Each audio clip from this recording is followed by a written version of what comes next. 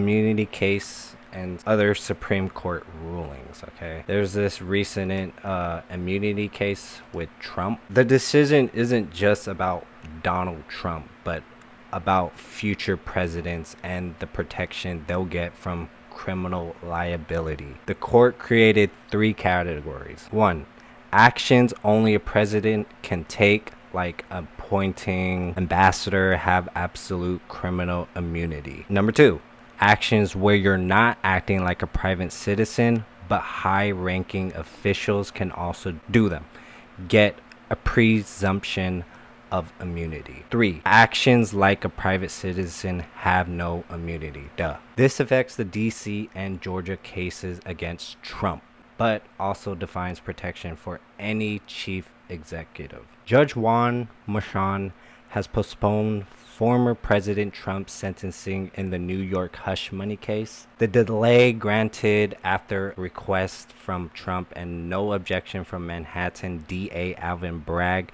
moved sentencing to September 18th.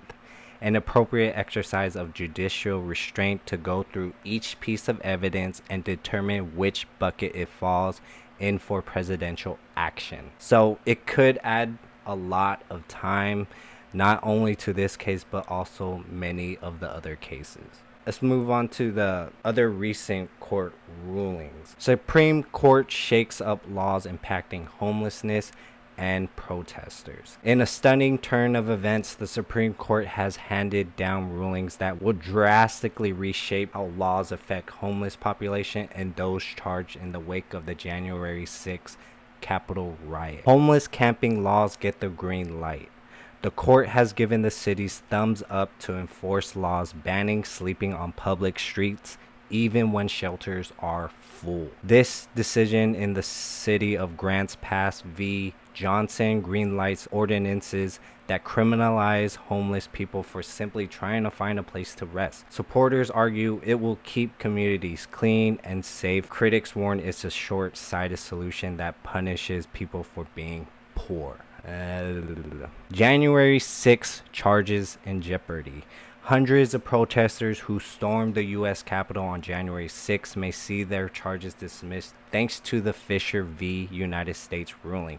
The court determined that the obstruction of an official proceeding charge doesn't stick for those who weren't directly interfering with the electoral count. This could mean freedom for many Americans facing decades behind bars. A blow to big government. In a seismic shift, the Supreme Court has overturned the Chevron case, a 40-year-old precedent that gave federal agencies sweeping powers. So this is fucking good, okay?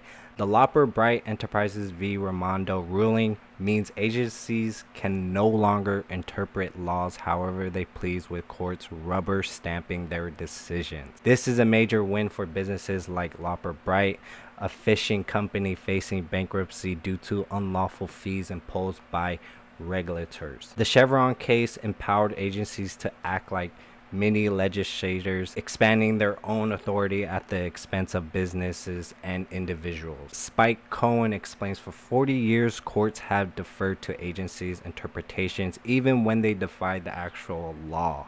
This ruling is a check on that power and victory for accountability. These rulings will have far-reaching consequences, impacting everything from how we address homelessness to the balance of power in our government. One thing is certain: the Supreme Court is willing to shake the status quo and put government in check. So these rulings are very, very good.